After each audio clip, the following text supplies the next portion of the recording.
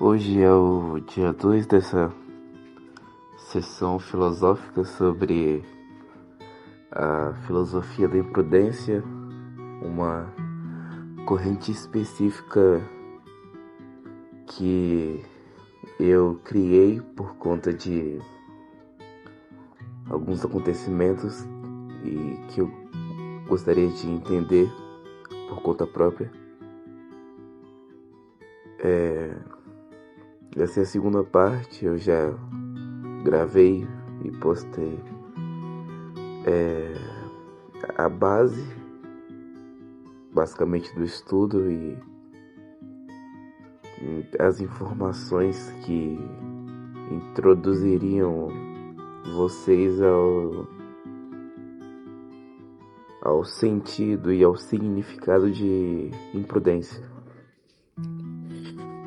A imprudência muito se dá em atos de decisões rápidas e muitas vezes improvisadas, como eu já tinha dito. E isso revela como o hábito de, mesmo sob pressão, você ainda assim respirar. E demonstra que isso é muito importante. Ao visitarmos os conceitos de imprudência, prudência e afins, precisamos também resgatar alguns pensamentos sobre o sentido e o contexto que essa palavra foi ganhando ao decorrer do tempo. Porque a gente visitou os conceitos, como que foi criado, o que significava em si a palavra, o prefixo in, prudente e os outros tipos de erros, no caso. Bom, como eu já tinha dito antes, no outro vídeo, a ideia de imprudência veio da Roma, porém ela teve bastante da sua base, por ideias aristotélicas e basicamente por ideias aristotélicas. Isso é basicamente da onde eu vou partir, Eu vou apresentar algumas ideias de alguns filósofos que contribuíram pro significado e pro conceito e pra visão social de imprudência que a gente tem hoje em dia. As ideias aristotélicas, elas entendiam, por exemplo, que o imprudente ele tinha a plena consciência do que é correto, porém não agia com a razão no momento de agir. Platão, com as suas ideias e estudos sobre o humano e o que havia além da carne, entendia e relacionava a imprudência a um desequilíbrio da alma. Logo, afastava a pessoa do caminho do bem e da justiça, vivendo na ignorância de si mesmo. Na Idade Média, a concepção não fugia muito desse grande julgamento da pessoa imprudente, de ser algo ruim, de ser algo totalmente negativo. São Tomás de Aquino, ele lá pelo século XII, não me remete muito bem agora, eu sempre confundo, mas enfim, ele enxergava a prudência como a mãe das virtudes e até mesmo como um pecado, pois esse desprezo quanto a agir com razão e o desprezo quanto às consequências que essa ação dava, novamente era visto como algo que afastava o homem do caminho do bem. O Santo Agostinho, lá pelo século V depois de Cristo, obviamente, 5, 4, também não me remeto bem, antes mesmo de São Tomás de Aquino, muito antes, assim por dizer, também já havia dissertado sua opinião quanto à imprudência, porém se distanciando um pouco dos seus antecessores, que seriam Aristóteles e Platão. Ele, por conta da sua influência religiosa, acreditava que a imprudência afastava o homem de Deus, além de ser uma falha moral, não racional, igual os outros tinham falado. Santo Agostinho também acreditava que o ser humano já tinha a ideia do que era certo, porém escolhia o errado, se aproximando muito das ideias aristotélicas, igual Aristóteles dissertou sobre o homem já conhecer, né, a verdade e mesmo assim não conseguir agir nas horas certas.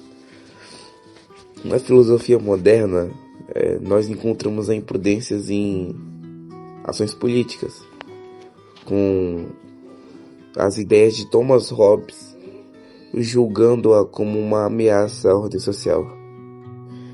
Já David Hume se destoa de todos e culpa o excesso de emoções em vez da ignorância. E agora, chegamos finalmente à filosofia contemporânea, com nosso querido Friedrich Nietzsche, que quebra praticamente todos os paradigmas das visões mais tradicionalistas e acusa a imprudência de ser apenas uma afirmação de vida, uma ousadia, uma ruptura dos valores que foram impostos na gente.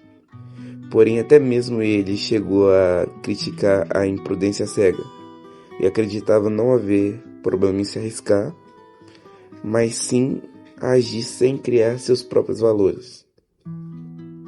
Tenho aqui comigo também o nome de cada obra que os autores citados desenvolveram essa ideia, porque nenhum autor escreveu um livro dedicado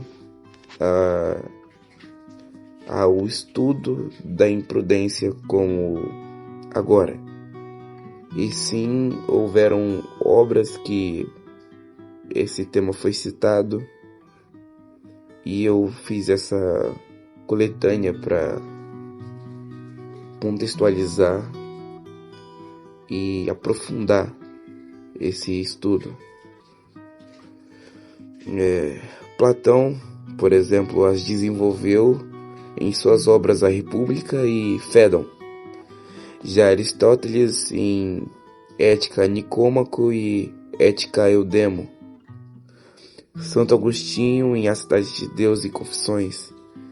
Trazendo além das suas opiniões quanto à imprudência, ele também trouxe um grande material para o estudo estoico, que foi outra corrente filosófica, outra escola filosófica que ajudou na criação do conceito de imprudência na Roma Antiga, né?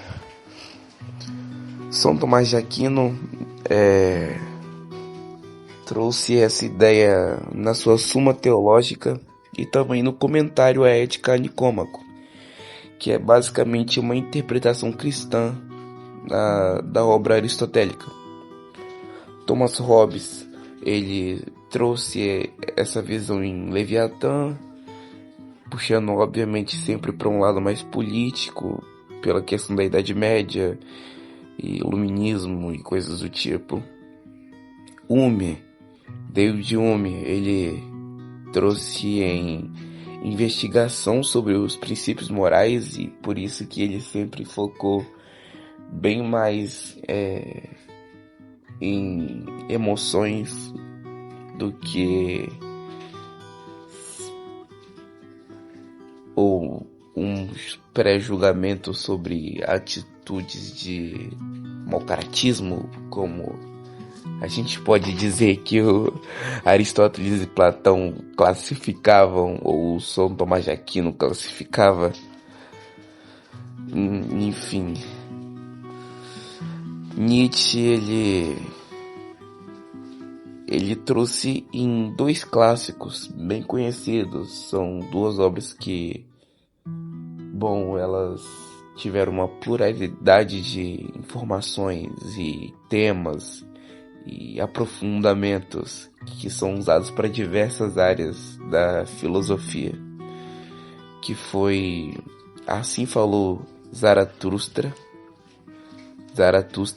né? Assim Falou Zaratustra, e também no clássico Além do Bem e do Mal, deixando claro, novamente, que nenhuma dessas obras foram feitas no foco principal de investigar a imprudência, como nesse estudo aqui, e sim que houveram citações ao tema. E bom, finalizamos por aqui o episódio de hoje, sabendo que no próximo episódio falaremos sobre o entendimento final de toda a informação adquirida até agora. E daremos também o primeiro parecer quanto à filosofia do desapego, também citada, né, no primeiro vídeo. Espero que tenham gostado do vídeo e nos vemos no próximo. Tchau.